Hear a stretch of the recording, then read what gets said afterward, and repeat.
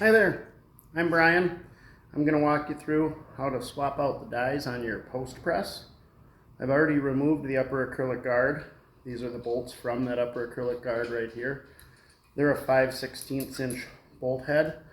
So again, once you have the guard off, set those bolts out of the way.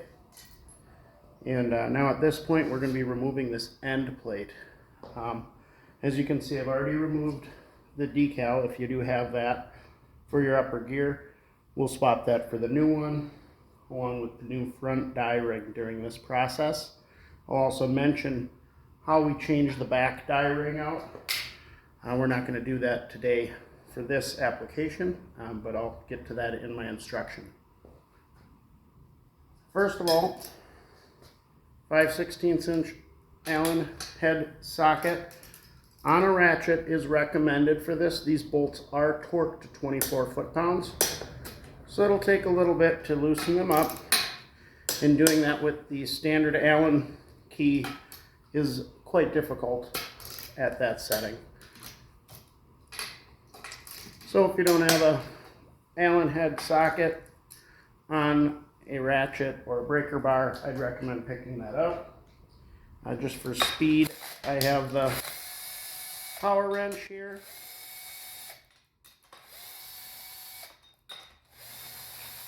This can all be done with manual wrenches.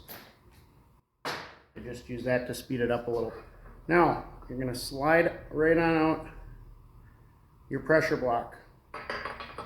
That just fits nice in like that. Set that off to the side. At this point, you're ready to lift that upper gear right out of there. We're going to take this end bolt out. It is a 7/16 wrench. You can use a standard Allen key for this. And what this bolt, turn that to the left, what this bolt does is just holds the gear onto the shaft here. And we like to take it out before you remove this. That allows you to take the gear off first and remove some of the weight from this shaft when you got to get it out of the way. So just lift up ever so slightly on the inner shaft, and then you can pull that gear right off. Hold on to it real well. It's heavy. It's about 30 pounds. You'll notice this white washer may stick to the gear, or it may stay onto this hub here. Make sure you set that off to the side. That's a spacer washer. And then when you do put this back together, just note there's a key here. It's going to have to align with this keyway. And there's only one way that that'll fit on there once you get this back onto the press. So I'm going to set this gear off to the side, along with our other components that we're not using right now. And now we're to the point where we can slide the bearing blocks. That's these black pieces that hold the bearing. And the shaft out of here. Now this is just press fit, so don't tip it one way or the other too much, or the key will fall off, and this bearing block now is able to fall off. This side, it is still encapsulated by this washer and this bolt. And for what we're doing right now, you don't necessarily have to take that apart. That can stay together. As long as we remove the components from the other side to get to our die ring, then again, this bearing block can stay bolted to the shaft on the other side. So for this process today, we're just swapping out our front die ring for the 4 front of coin images. So we don't need to get too far into the press here. I'm going to set this off to the side for a minute, and I'm just going to show you, if you were to need to get in to swap this die ring in the back, the whole procedure of taking it apart and putting it back together is going to be the same as what I'll show you next. Really the only things you'll have to do additionally, these 2 Allen screws here will get loosened, and this intake slide will slide back out of the way. And then there's an Allen bolt just on the inside here that holds your, I'll turn this for you. This bolt right on the inside here is going to be what holds this tray in place. That's going to be the other thing that's blocking your die. So then you can just tip that up out of the way. Now, you probably did that when you assembled the press after shipping, but just there's a reminder of how that's going to happen. Again, once you have those 2 out of the way, this will just lift right up out of there. Then you'll be able to swap that back die image. And when you do so, just make sure it aligns with the image on the front die when you slide them back together. And if you already have one in there, you'll be able to copy what you have. If not, again, just make sure that the center of the back image aligns with the center of the front image when you do slide the two dies back in. All right, at this point, I'm going to turn it back and get it ready here for us to put our front die ring back in after we swap it out with our new die set. Okay, now I'm going to walk you through swapping the old die ring out for the new one. So again, as I mentioned before, we're leaving this bolt and washer on the back side of the shaft. That'll encompass the bearing block so it won't fall apart off that end. So being that we have the key just sitting here, let's remove that from the shaft so it doesn't fall out on the floor like it did for me. And then it's just a press fit. Take our bearing block off. You'll notice there's a thicker spacer washer here. I'm going to set that and the bearing block off to the side. There's also a thinner spacer washer here that's against the gear. When you put it back on, it'll go against the gear again. Now this key will come, gear will come off. It's keyed to this keyway. When you put it back on, you'll have to pay attention for that keyway to align with the key. Okay, now at this point we're going to take our die ring off, but pay attention to the orientation of the die ring. See the starter notch aligned with the keyway, and it's facing towards the intake side of the press when it's all bolted together. So when you put your new one on, just orientate it that same way. So your starter notch is facing in the same direction and it'll align correctly. So now this die ring is just slid onto the shaft. Pull that off. You see this key is just loose in here now. Make sure it doesn't fall out. Grab your new die ring again with the starter notch facing that direction. Now you're going to grab your gear, put that back on, keyway, and at this point you can grab your two spacer washers. Remember, the thinner of the spacer washers goes towards the gear, the thicker goes to the outside. And then at this point, your bearing block, see this side with the two tabs? The two tabs go up against your spacers. Just make sure everything's in there fitting tight, no extra space. Again, don't tip it the other way or everything will fall off. So keep it tipped upright. Okay, now at this point, you'll align the two flats so they fit into these two flats here. So we're just going to slide that back on in. And being that you don't have a back die that we're adding here, there is nothing to align in the bottom. If you did have a back die, your back die would already be on. You'll turn the back die image so it's at the top dead or 90-degree position. Turn your front die image so it's at the 90-degree position, and then you'd slide front die down against the back die. At that point, you can roll this around and make sure they appear to align. Worst case, if you're one tooth off, you'll have to take this back apart and realign it if you are aligning a back die image. At this point, we don't have to worry about that because we're just doing the front.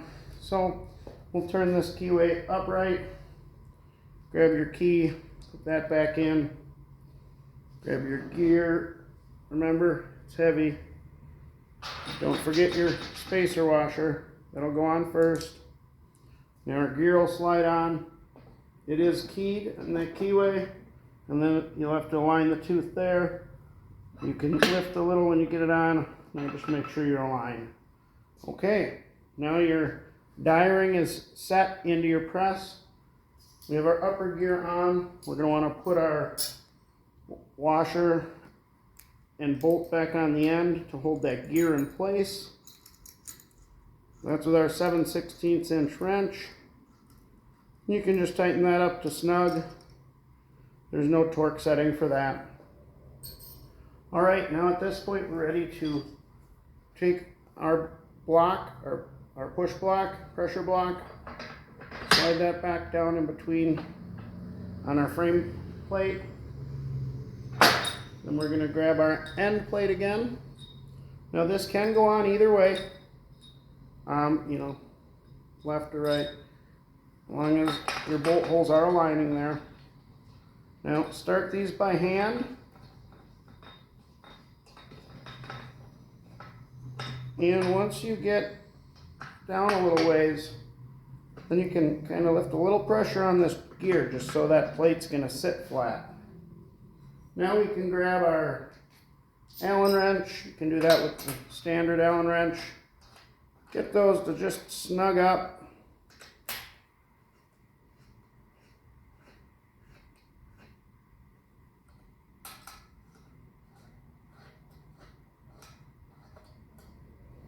Alright, you can let pressure off of that gear.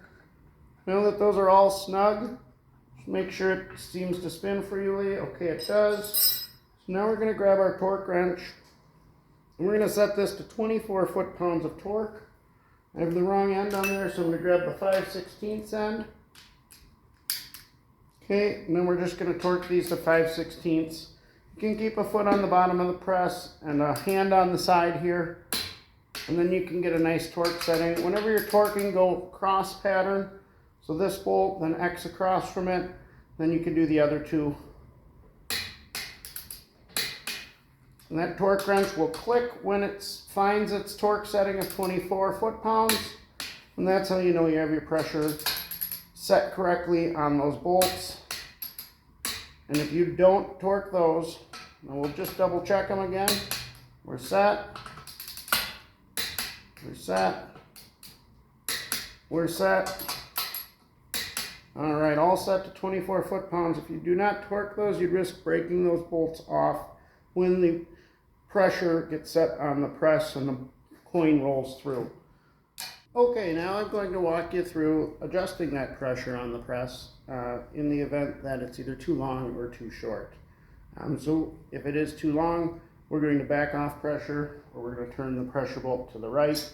If the coins are too short, we're going to add pressure or turn this pressure bolt to the left. You'll notice it won't want to turn right away. That's because there's a stop nut on the top side of this plate and the bottom side of this plate. The stop nut is an 1 1/8 inch wrench.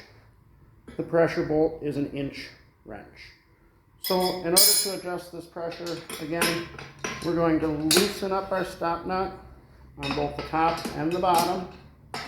Okay, and now if we needed to back off pressure, we turn to the right, add pressure, turn to the left. I have this one set pretty close right now, so I'm going to just tighten up those two bolts, or two nuts, I'm sorry, and have our pressure bolt set where it currently is at. Okay, then we're going to go ahead and try to roll one through here. We're going to see how it elongates, if it's too short or too long.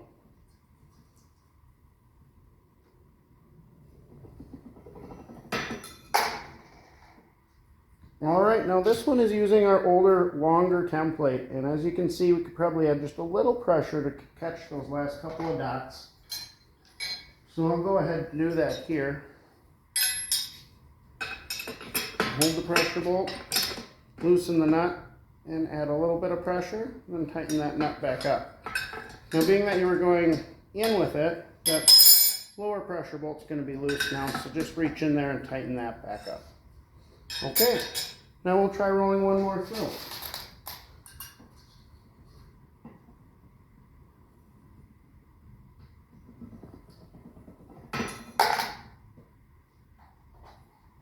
Alright, and as you can see now, we have all our dots. So now our pressure is set to a good setting. So the selector gear can set right on the upper gear. You'll notice on the back side we have the double stick tape, so you'll just peel those. I'm just going to peel one of them for right now to show you.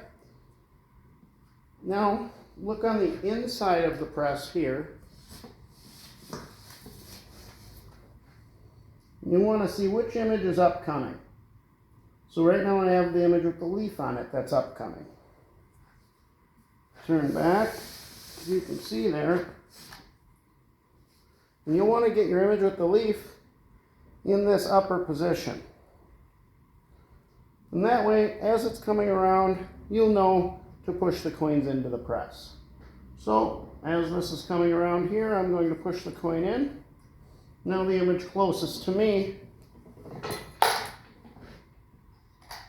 is going to be the image that comes out of the press.